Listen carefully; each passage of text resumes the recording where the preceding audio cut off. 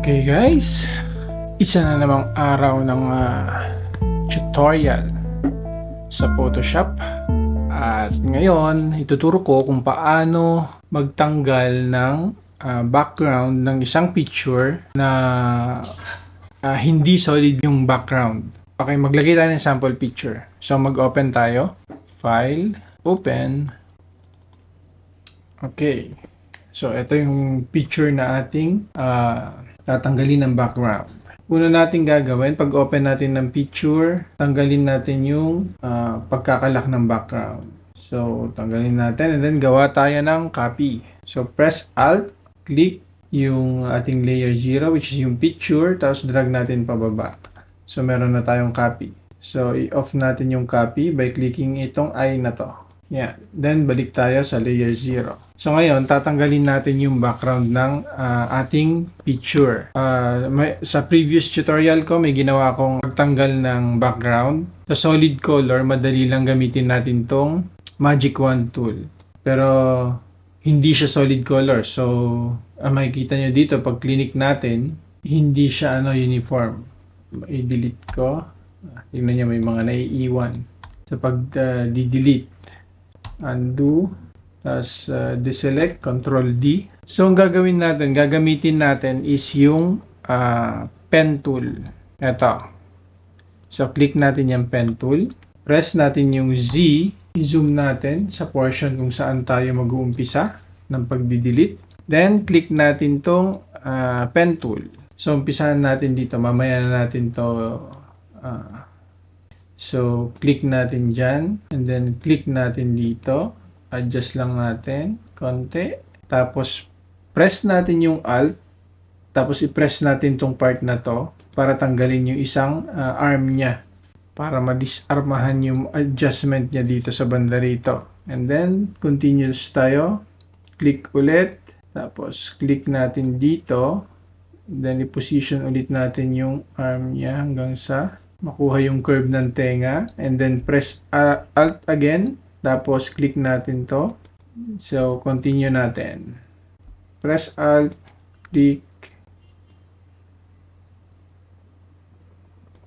Press Alt, click. Press Alt, click. So, ganon gagawin. So, itatanggalin ko lang tong background ng ating picture.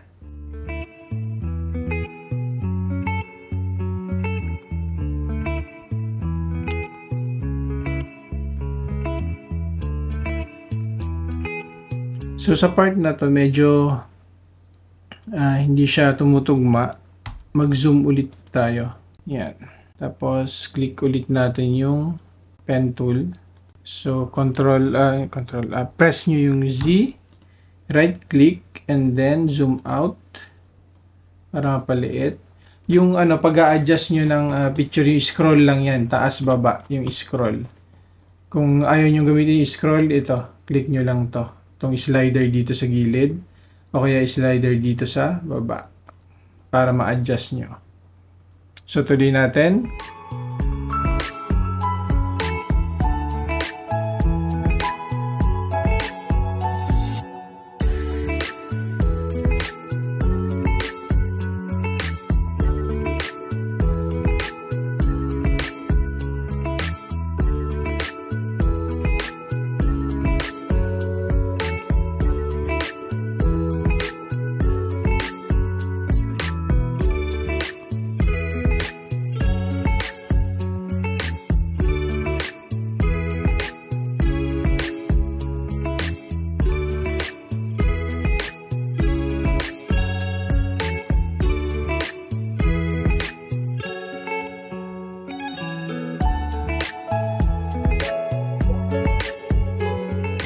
So yan guys, dito na tayo sa may bandang dulo ng ulo ng ating subject.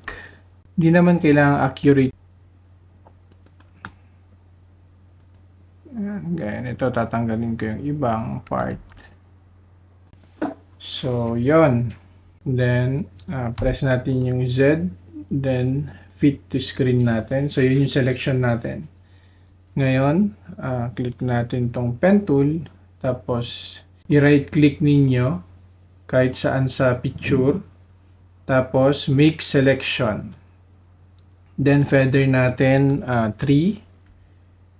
Okay. So, yung subject natin ang nakaselect. Ang gagawin natin, punta tayo dito sa select. Tapos, i-inverse natin. So, ito, Shift Control I or click nyo yung inverse. And then, isa-select nyo ngayon yung kabaliktaran ng ating subject. So, press delete. So, yon. So, na-delete na natin yung background.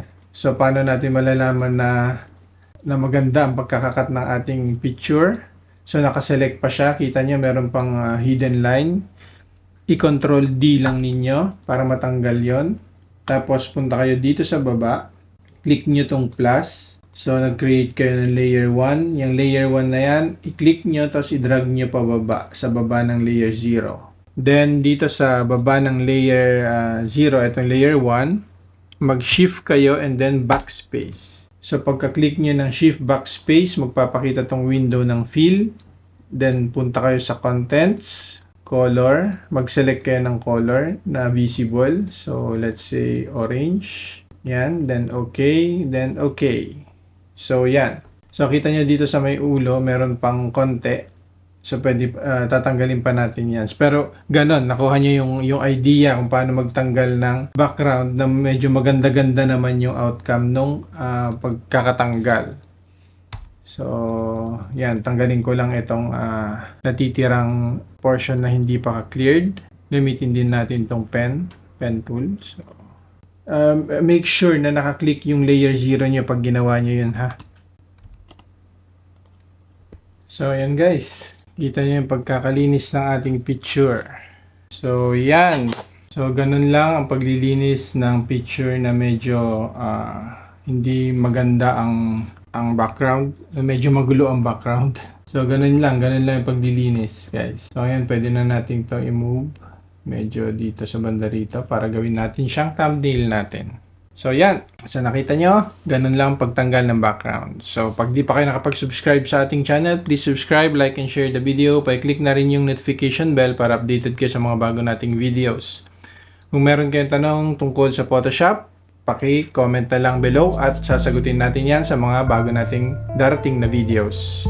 Maraming salamat and God bless. Bye-bye!